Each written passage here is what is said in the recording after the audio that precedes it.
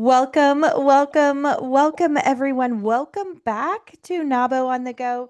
My name is Tanya Shagnon, and with me today I have Monica Roca-Quesada from our South Florida chapter. How are you today, my friend?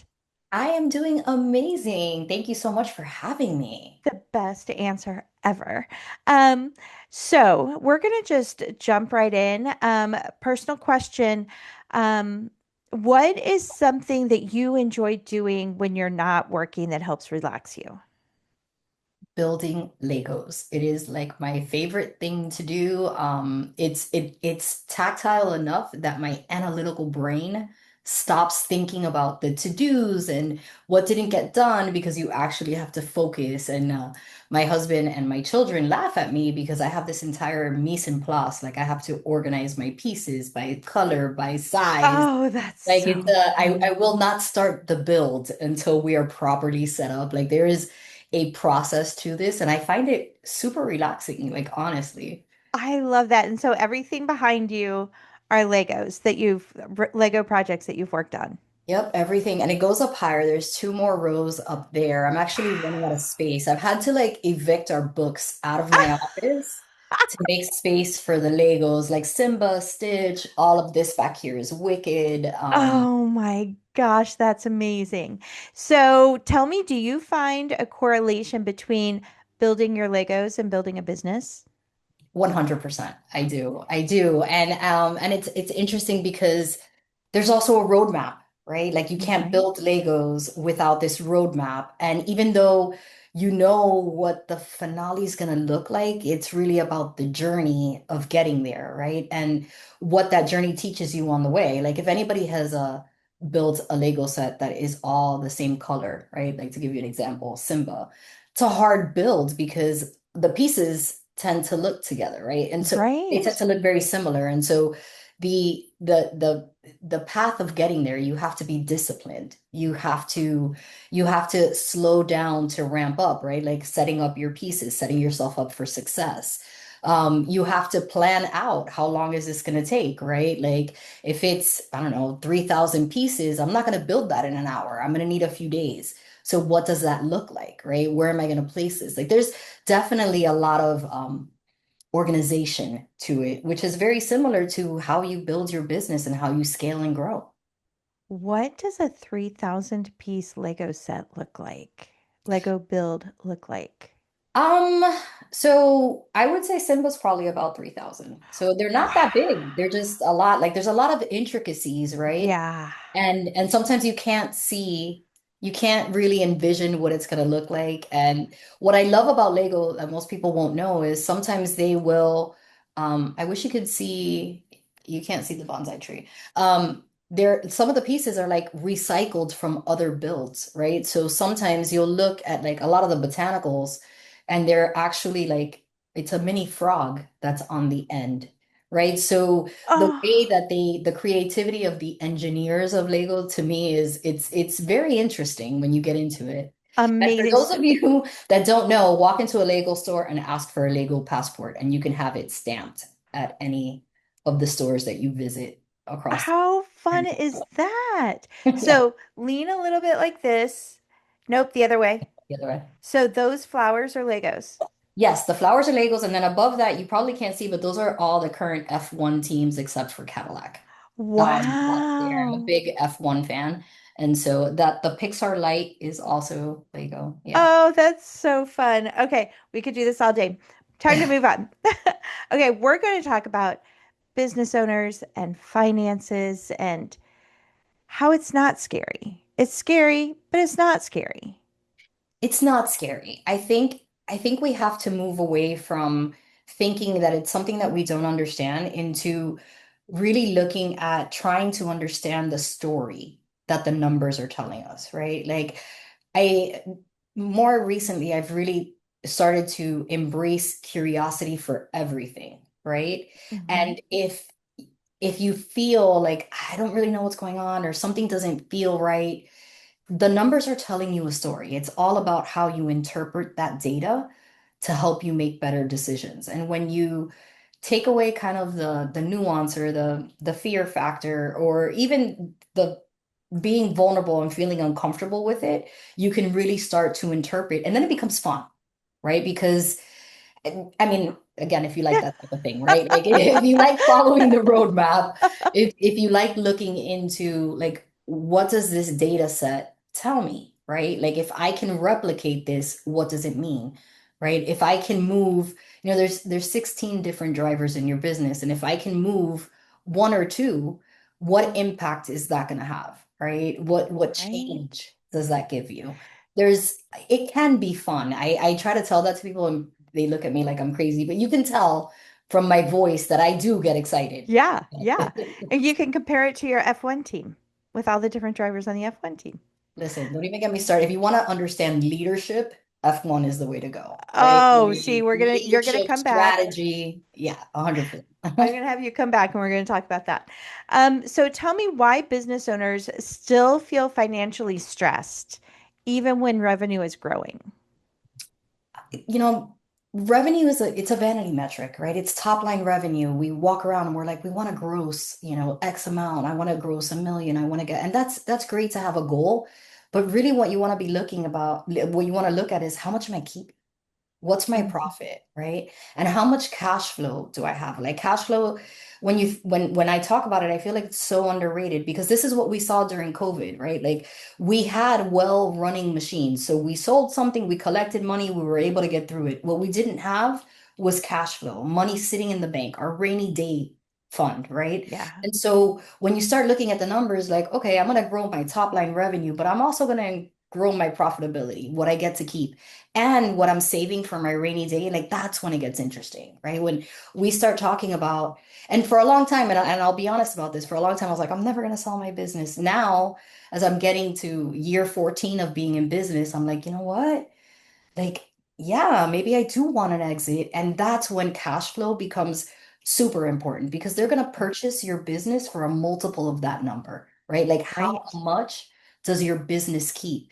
And if you gamify it and you attack it with curiosity, it does become fun and enlightening, right? Like, because we can push ourselves for a revenue matrix, but what difference does it make? I would much rather sit here and talk about how much money I got to keep, right? Right. Or how I'm going to be able to figure out where I'm going to spend that, or how we're going to do that, or how I'm going to grow my business based on how much I have sitting, waiting to be implemented in my business. Those are much better conversations. That is such an interesting way to look at it. While we're talking about this, what is the difference between having financial report literacy and actually having financial clarity? So that's like saying you can read a textbook and you understand the concept, right? Like you're Right? reading the textbook, but it's about the comprehension. Can I make better decisions? That's what clarity is, right? Like we have this idea of like, and we get this a lot from business owners. They're like, my bookkeeper sends me the P&L and balance sheet, and I'm like, okay, great. What'd you do with it? Nothing, And I'm like, that's where the clarity is missing, right? Like, Right. so I reviewed it. But did you interpret it? Did you make a decision? Did you look at what could be better?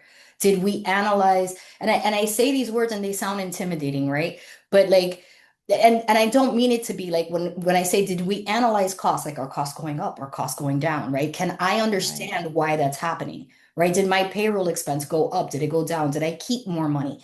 That's what I want you to get from looking at your financials. I don't want you to look at them and be like, we're in the black. I mean, that's great, The but number's positive. Yay. yeah, yeah, that's not what it's about, right? It's like where can I get better? What can I improve?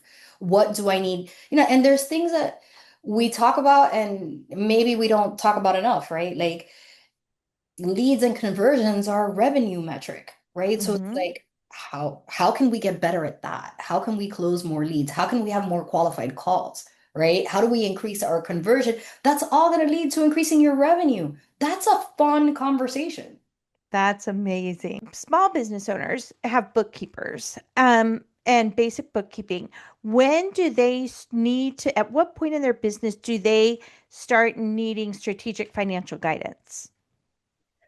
So that's always a really great question, right? Because particularly for small business. I feel like small business needs the guidance, but it depends on where you're wanting to go, right? The minute that you decide that you want to grow and scale, that you want to two-time your revenue, that you want to 3x something, that's when you really need to reach out and say, okay, how can I do this strategically in a way that makes sense? Because you can grow too quick and run out of money, right? That's a Right. completely different conversation. And this is a one of the things, and I always like to talk about this, right? Because we are what I call an accounting technology firm, right? So the advisory work is where I thrive 100%.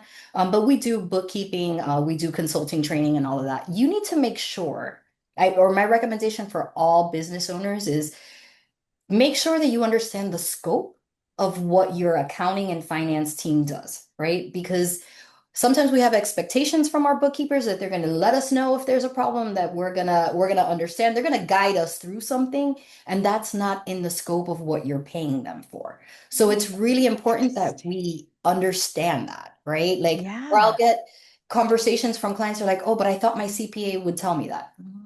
Not if it wasn't discussed in scope, right? Like it's completely different to have advisory and strategy conversations, even with your bookkeeping team, right? Like, Interesting. yeah. Yes. Yes. Okay. So we talk about business owners make decisions every day based on their numbers, but they don't trust their numbers. What does that actually look like day to day? So a lot of times what the conversations we have with business owners is something I'm looking at the reports, it makes sense on paper, but something it's a gut feeling. There's an instinct, right? Or there's a Mm-hmm. fear. A lot of times I ask business owners, I'm like, what's keeping you up at night?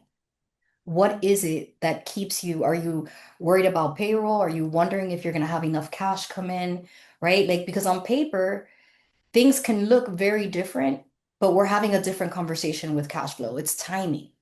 How Right. quickly are we turning over receivables?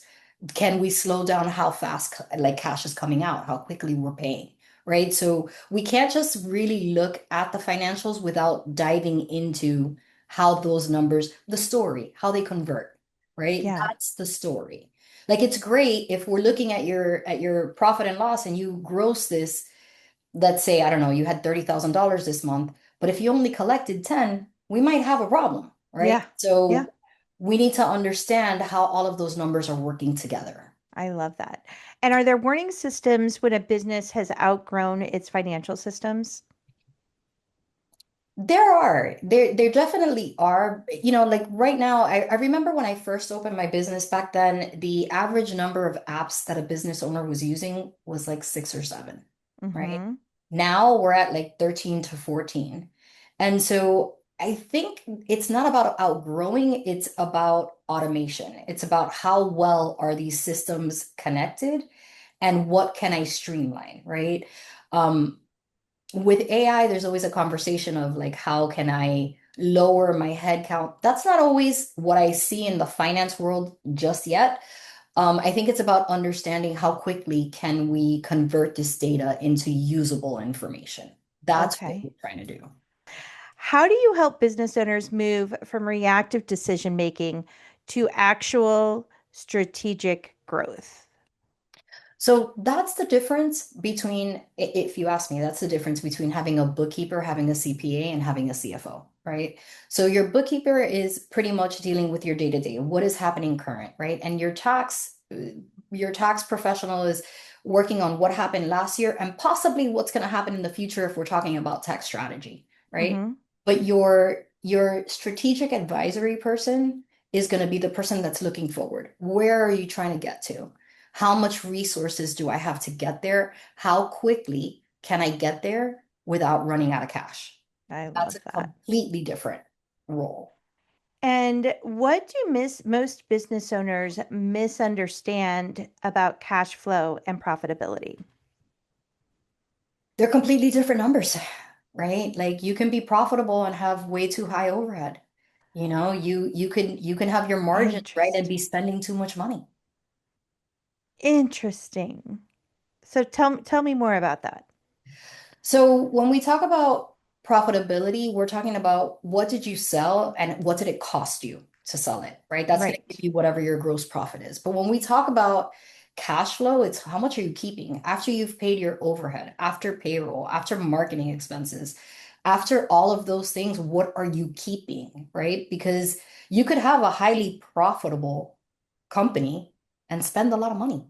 We see it all the Interesting. time, right? Like, meaning there's a lot of ways we spend money. Software, that's a big one. Software we Yeah. don't use. How many, like if people look, I always invite everyone, look at your tech stack. Like look at what you're paying for. How well are you using it? Is there overlap? Can we cut costs there, right? Like, so understanding what is a healthy number for your business, a healthy number that you're comfortable with, right? And then understanding how that compares to other businesses that do something similar. Interesting. I love that. I feel like we could go on. Thank you. Thank you. Thank you so much, Monica, for joining me today and sharing all of your vast knowledge and actually bringing it down to a level that makes me excited about looking at my numbers. If I did that, I Crazy. did my job. You have You no totally idea. did Like that. that makes me so excited, honestly. And that's my invite, right, to everyone is like have that conversation with your team, with your bookkeeper, reach out to me, like whatever. I think it comes through. I Yeah. love to have these conversations. That's how we change the narrative of how quickly businesses close, right? Is by having these real conversations. Amazing. You are absolutely fantastic. And thank you so, so much for spending time with me today. No, thank you. And listeners, thank you as always for spending time with us today as well. And I will see you back here super soon for our next episode.